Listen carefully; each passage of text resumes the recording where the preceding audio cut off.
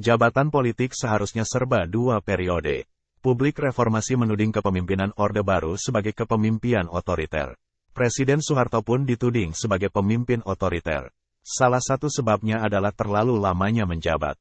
Lebih 30 tahun, 6 kali pemilu. Presiden Soeharto tidak bersalah. Ia menjabat berdasarkan landasan konstitusi.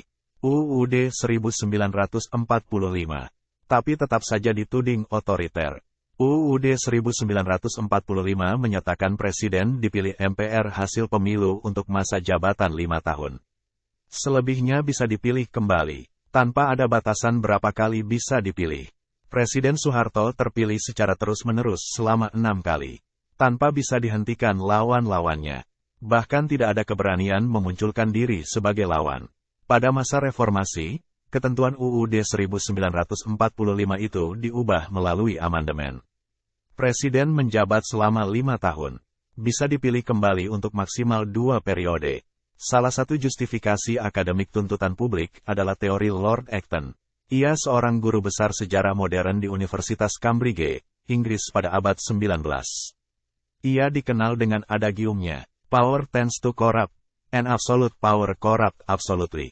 Artinya, kekuasaan itu cenderung korup, dan kekuasaan yang absolut cenderung korup secara absolut. Perlindungan dari ancaman kekuasaan absolut itulah yang diberikan oleh amandemen UUD 1945. Jangan sampai bangsa ini terjebak oleh kekuasaan absolut yang membuka ruang terjadinya korupsi secara absolut. Selain memicu korupsi, kekuasaan absolut juga memerosotkan kemampuan sebuah bangsa mengelola dirinya sendiri. Ketika kepemimpinan publik didominasi segelintir orang dalam waktu lama, bangsa ini tidak terlatih melahirkan banyak kader-kader kepemimpinan.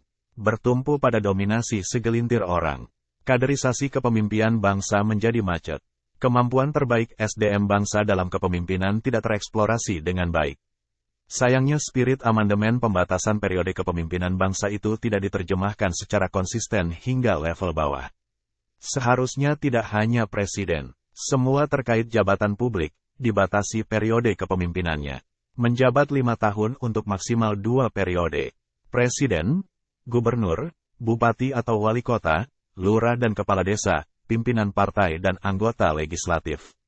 Sudah seharusnya mengikuti spirit amandemen pembatasan kepemimpinan itu, agar tidak membuka ruang terjadinya korupsi yang absolut. Agar pula terjadi kaderisasi kepemimpinan bangsa di semua level. Kenapa ketua partai harus ikut pembatasan? Ia merupakan pengendali kader-kader partai yang didistribusikan di anggota legislatif maupun pemerintahan. Ia akan memiliki kontribusi dalam penciptaan potensi korup secara absolut itu.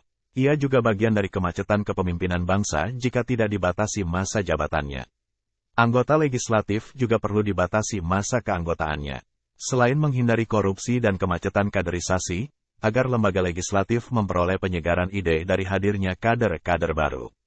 Bangsa tidak menjadi jumut atau sta dalam mengelola dirinya. Selalu segar dengan gagasan baru yang lebih maju. Elemen-elemen kritis bangsa sudah harusnya mendorong perubahan strategis yang berdampak positif bagi kemajuan bangsa. Seperti Civitas Akademika maupun para mantan aktivis gerakan mahasiswa. Bukan terjebak atau menenggelamkan diri sebagai tim hore politik partisan belaka. Membuka kotak Pandora otoritarianisme yang berusaha diperbaiki reformasi. Bukankah begitu?